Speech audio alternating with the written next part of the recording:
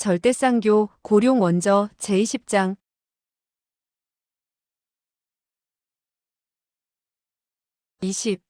염소와 황소. 그렇게 하여 얼마가 지났을까? 몇 시간이 지났는지 며칠이 지났는지 알 수는 없었지만 휴식할 때면 품속에 약을 꺼내어 먹곤 하여 배고픔이나 추위는 느끼지 못했다.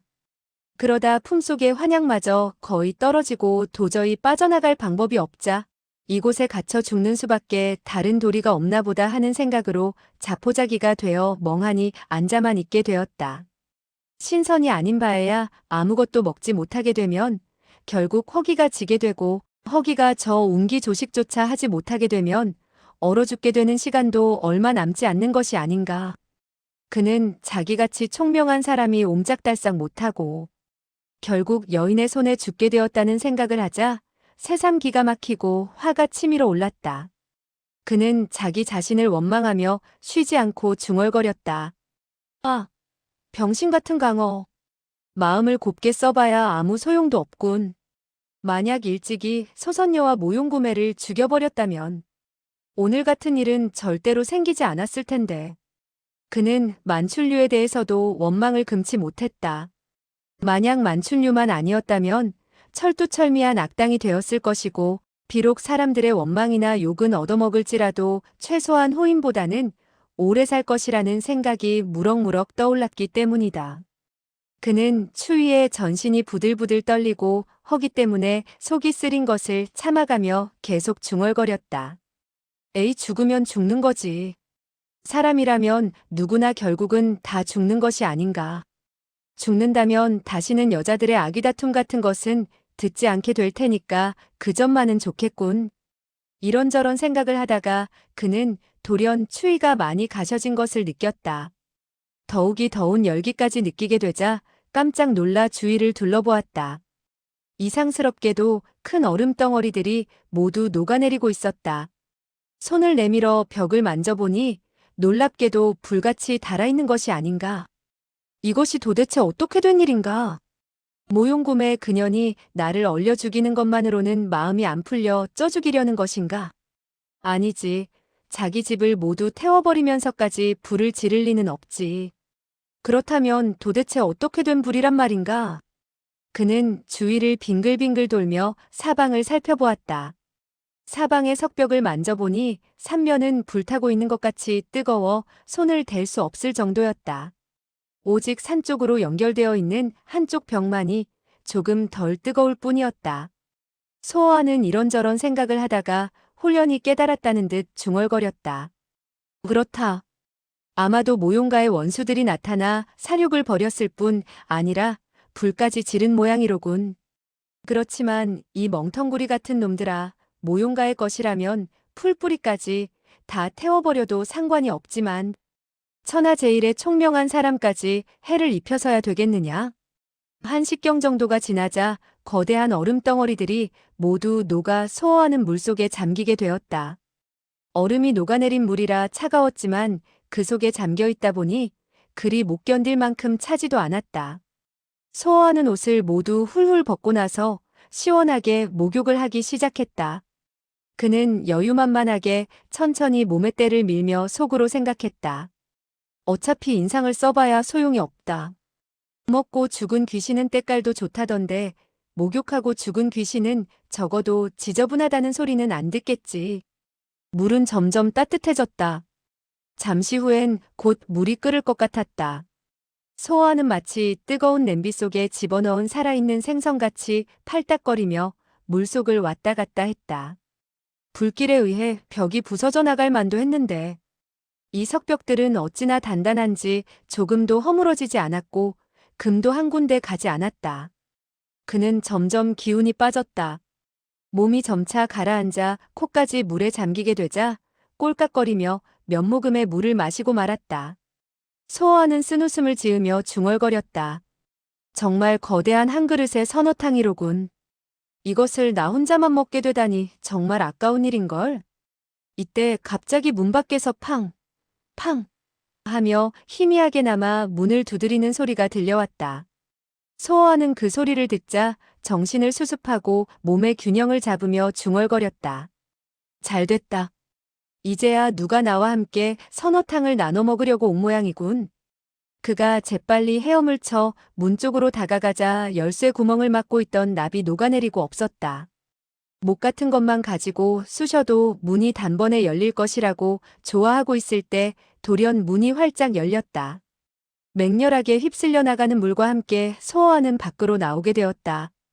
밖에 있던 두 사람은 문 안에서 그렇게 많은 물이 쏟아져 나오자 깜짝 놀라 재빨리 물러섰다. 그러나 이미 마치 털을 뽑기 위해 뜨거운 물에 담가낸 닭같이 흠뻑 물을 뒤집어 썼다. 더욱이 물속에서 벌거벗은 사람이 나타나리라고는 꿈에도 생각지 못했으므로 더욱 놀랐다. 소어하는 물길에 의해 멀리 밀려간 채 함부로 날뛰어서는 안 된다고 자신을 억누르며 죽은 듯이 그 자리에 누워 있었다. 누운 채로 두 사람을 바라보니 앞에 있는 사람은 거대하고 우람한 몸집에 디룩디룩 살이 쪄 있었다. 그의 얼굴은 온통 구레나룻이 덥수룩하게 덮여 있었고 비록 물을 온통 뒤집어 썼지만 씩씩한 모습이 마치 한 마리의 황소를 연상케 했다. 소어하는 그 사람을 자세히 살펴보고는 안심이 됐다. 사지가 발달되어 있고 몸집이 우람한 사람들은 대부분 머리통이 거의 비어 있다시피 단순해서 조금만 꾀를 써도 잘 복종하며 굽실거린다는 것을 알고 있었기 때문이었다. 그러나 다른 한 사람을 바라보고는 간담이 서늘해져 옴을 금할 수 없었다. 그 사람은 백의를 입고 있었는데 곰의 등판같이 어깨가 널찍했고 반대로 허리는 가늘었다. 그의 무같이 길쭉한 얼굴엔 염소 수염이 나 있었고 가는 눈썹에 조그만 실눈이 반짝이고 있었다. 만약 그가 사냥 우리에 들어가 있으면 아무도 그를 사람이라고 생각하지 못할 괴상한 생김새였다. 그는 삐쩍 마른 데다가 키도 작았지만 떡 벌어진 어깨와 앞가슴을 보자 그 우람한 사나이보다 10배나 더 두려운 상대로 느껴졌다. 소어하는 그들이 바로 12성상 중에서도 가장 그 모습이 사람 같지 않고 짐승을 많이 닮았다는 백양과 황후라는 것을 알 수 있었다. 그 두 사람은 소어를 바라보며 한동안 어리둥절해 하더니 황후가 백양에게 입을 삐죽거리며 말을 했다. 역시 너의 말을 들어서는 안 됐어. 너는 선조 때부터 덕을 쌓지 못했고 전생에 많은 죄를 지었을 거야. 나는 벌써부터 너의 말을 콩으로 매주를 쓴다고 해도 믿지 않기로 했었는데 이번에 또 너한테 당하고 말았구나. 백양이 그 말을 받았다. 내 말을 들어. 너에게 이익이 될 테니까. 황후가 괴상야릇한 웃음을 터뜨렸다. 이익이 된다고? 구정물을 머리끝에서 발끝까지 뒤집어 쓰는 것이 이익이냐? 너는 이 방 문을 열면 많은 보물이 있을 것이라고 했지? 도대체 보물이 어디에 있어? 백양이 소어를 가리키며 말했다. 저놈이 바로 보물이지. 저 조그만 놈의 비린내 나는 몸뚱이는 이 대형이라 해도 먹을 생각을 하지 않을 거야. 너 이 잡초나 씹어먹는 염소 같은 놈아.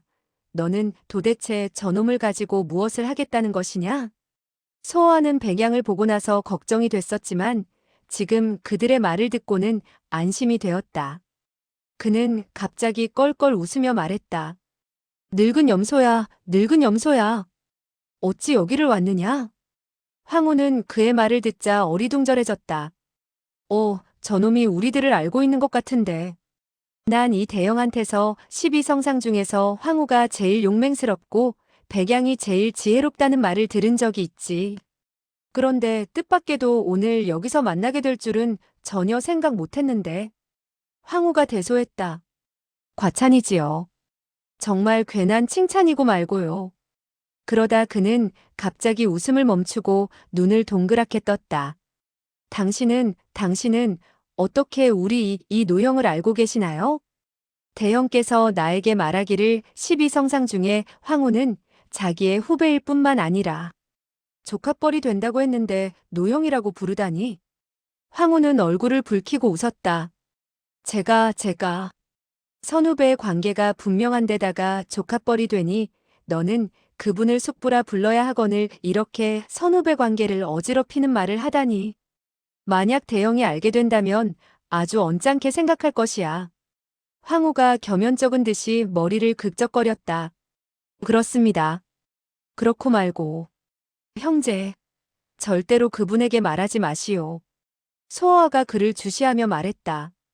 그 형제라는 말은 나에게 한 말이 설마 아니겠지? 네, 네. 그렇고 말고.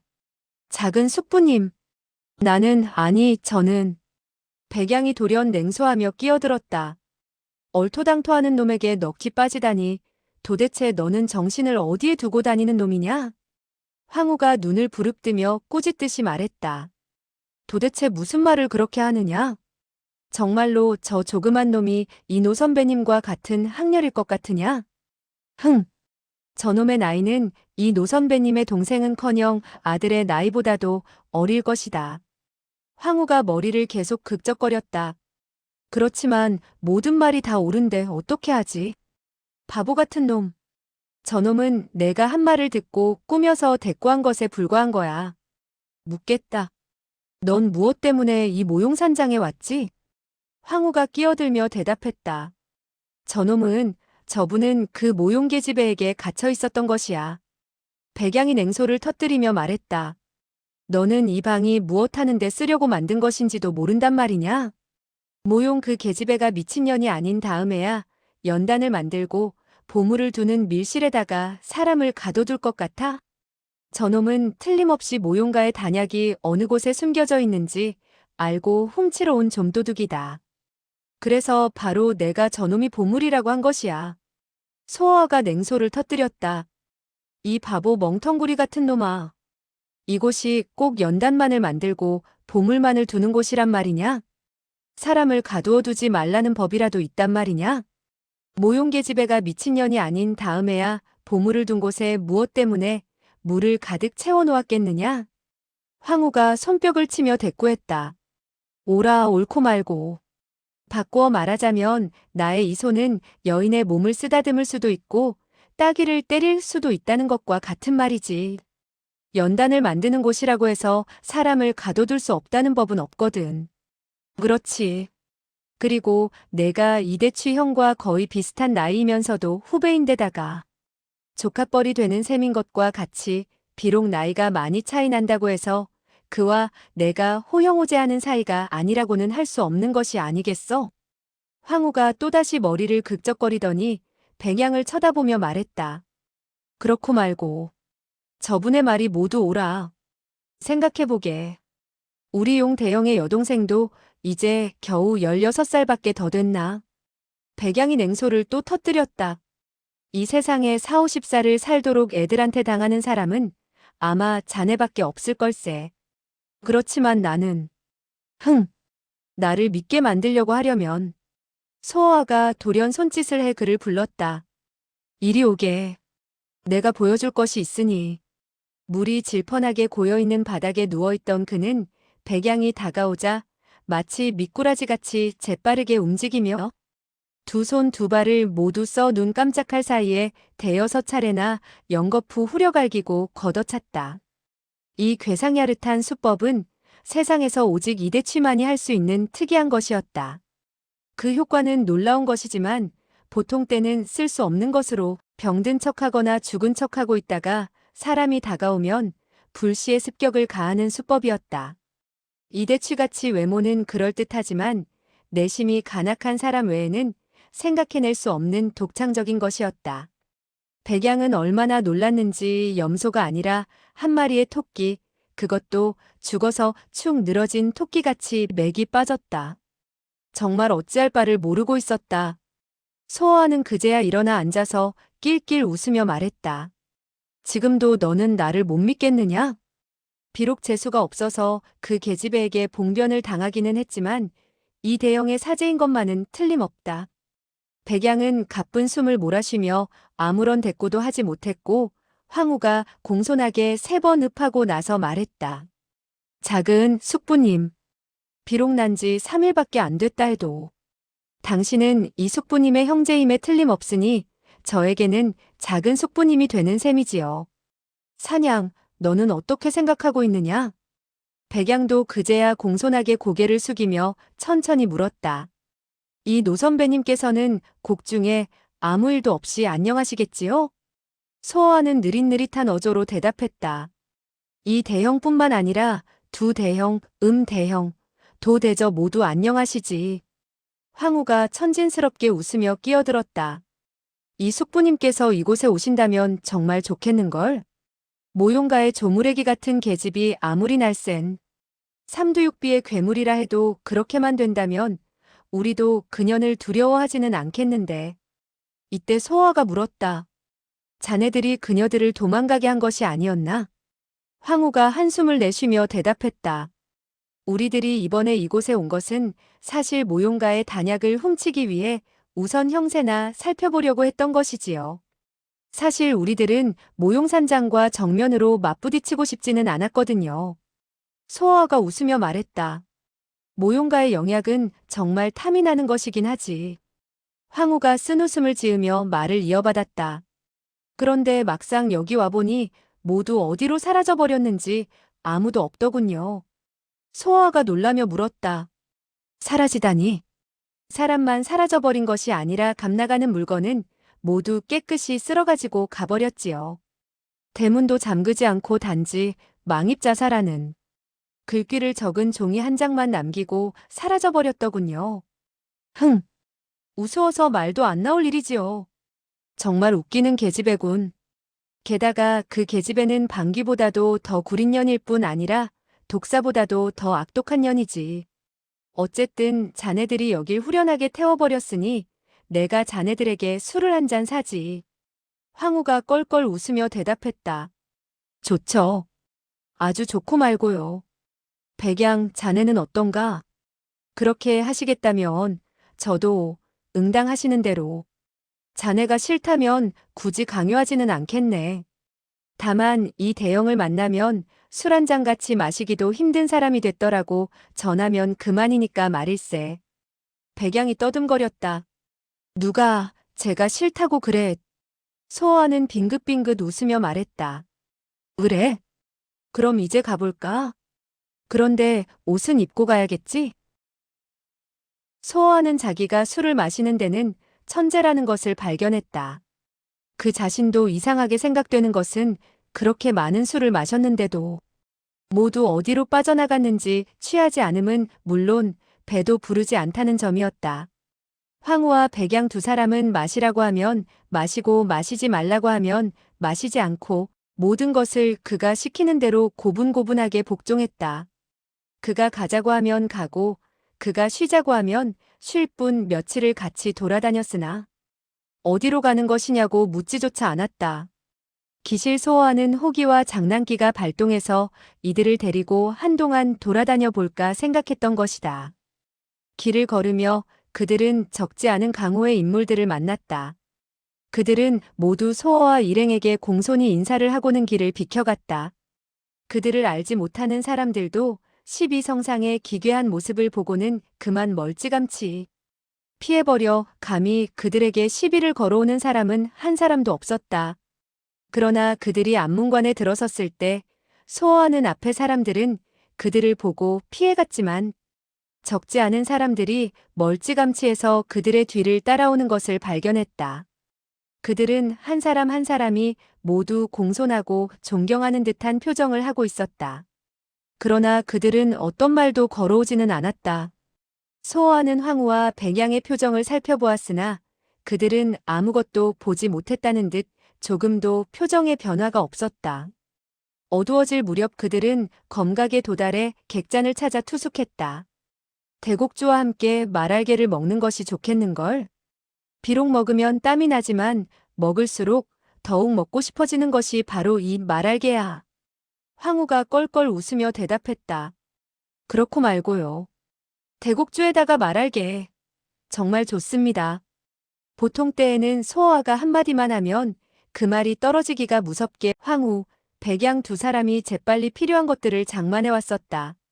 그러나 오늘은 어떻게 된 일인지 두 사람 모두 말로만 모두 좋다고 할 뿐 움직이려 들지를 않고 가만히 앉아 있었다.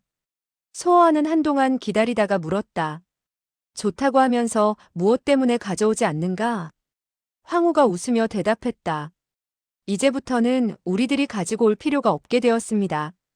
너희들이 가져오지 않겠다면 설마 나보고 가져오라는 것은 아니겠지? 백양이 빙그레 웃었다.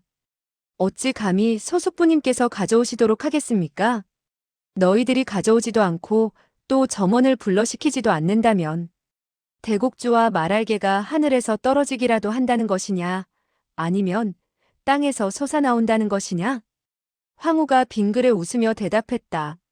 잠시만 기다리고 계시면 알게 됩니다.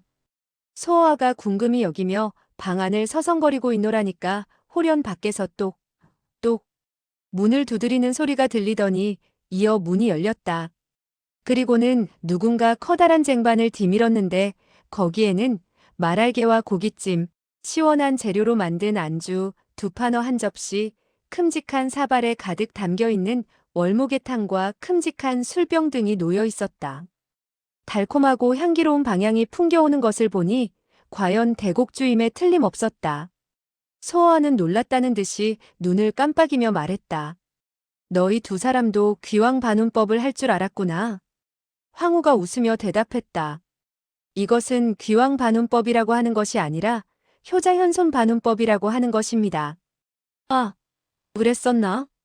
백양이 설명하는 듯한 어조로 말했다. 여태껏 저희들의 뒤를 따라오던 자들을 보셨겠지요? 나는 자네들이 보지 못했는지 알고 있었지. 그 녀석들이 바로 저희들의 효자현손입니다. 그렇다면 그들이 자네들의 문화였다는 말인가? 문화는 무슨 문화입니까? 저는 알지도 못하는 녀석들입니다. 자네도 알지 못하는 사람들이라면 무엇 때문에 뒤를 따라왔다는 말인가? 황후가 웃으며 다시 끼어들었다. 강호의 사람들은 12성상이 나타나기만 하면 그곳에 반드시 큰 장사판이 벌어진다는 것을 알고 있지요.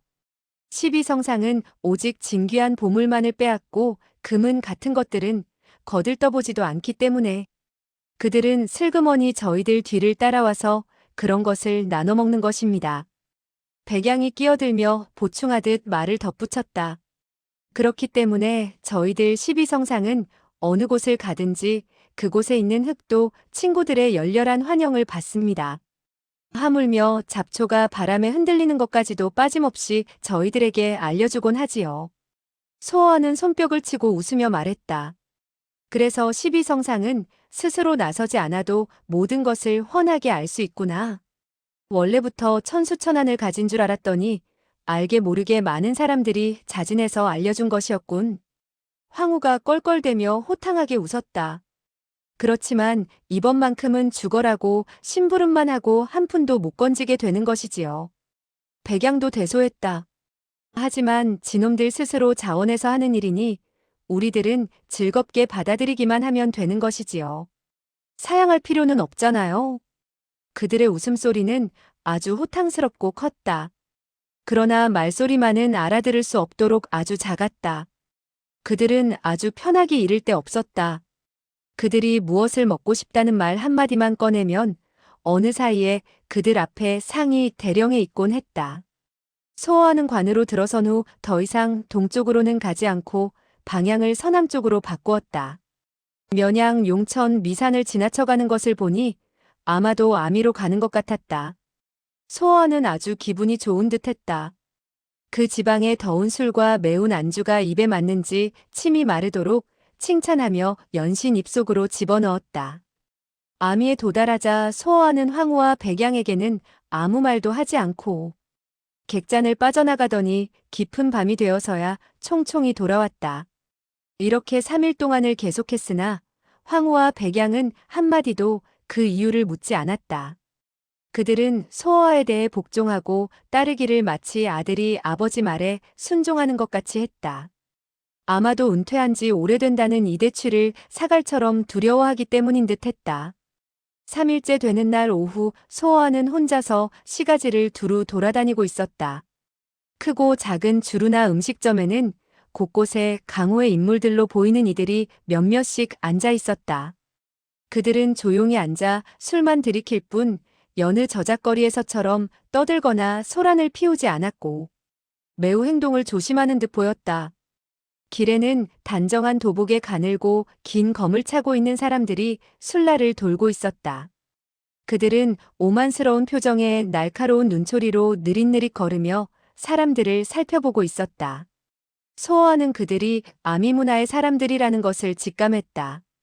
아미 건법의 신속하고 날카로움은 천하무적이라고 알려져 있고, 더구나 이곳은 바로 아미산의 아래로 아미 제자들의 집안이라 할 수 있는 곳이었으므로 문화 제자들의 눈초리에 오만스러운 기색이 서려 있음은 당연하다고 볼 수도 있는 것이었다. 소어하는 한 바퀴 쭉 돌아보고 나서 향대를 하나 산 다음 얼마간에 절인 야채와 쇠고기, 튀김 등을 사가지고 객잔으로 돌아왔다. 방 안에는 주안상이 차려져 있었다.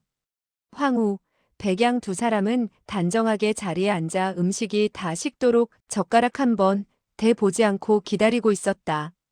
그것을 보고 소어아가 웃으며 말했다. 3일 동안이나 마치 시골 아가씨처럼 방 안에만 틀어박혀 있다니 정말 이상한걸. 시가가 아주 번화하고 좋더군. 자네들도 구경하고 싶지 않은가?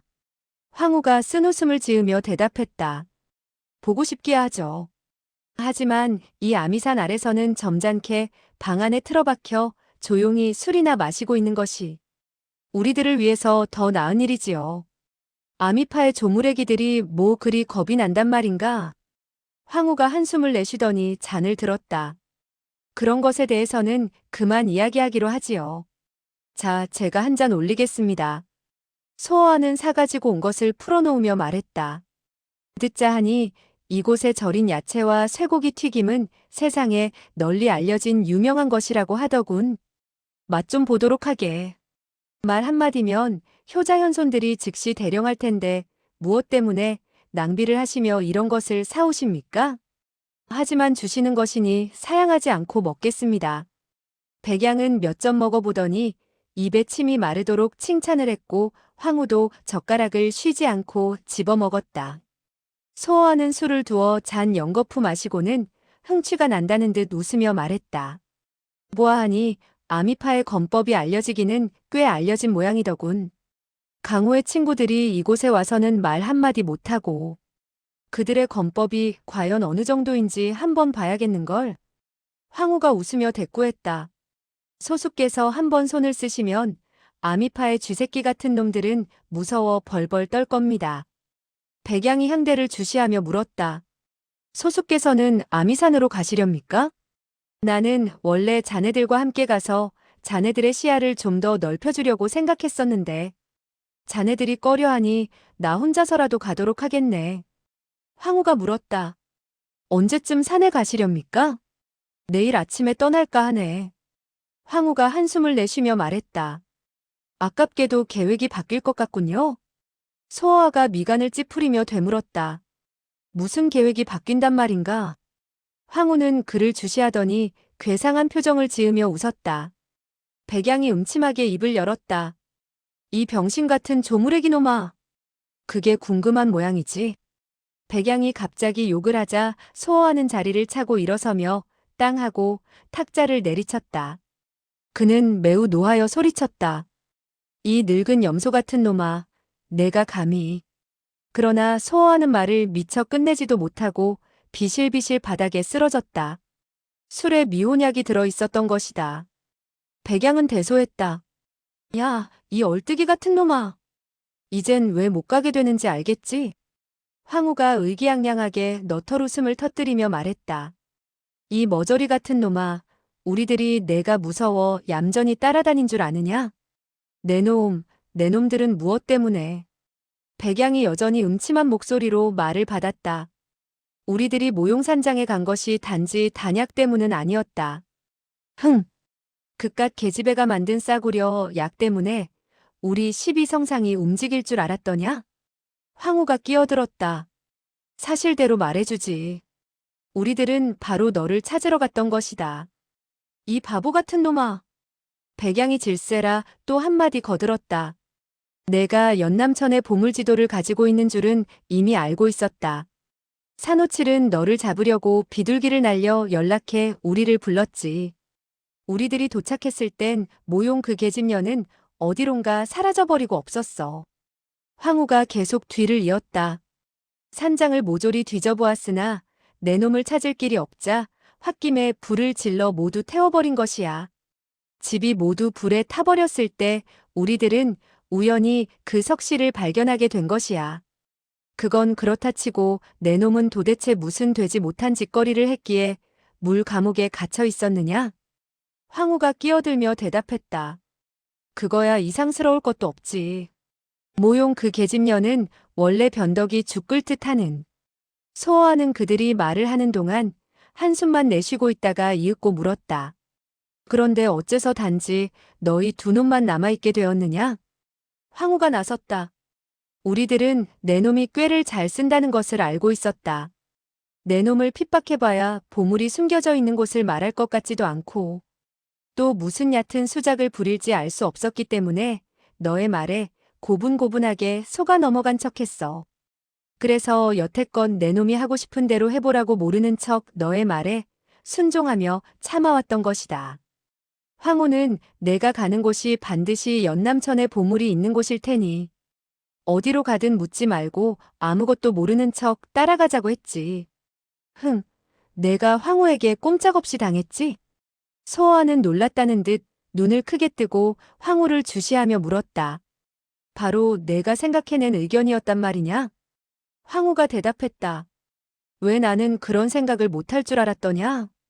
이 멍텅구리같이 제 꾀에 제가 빠져드는 어리석은 놈아.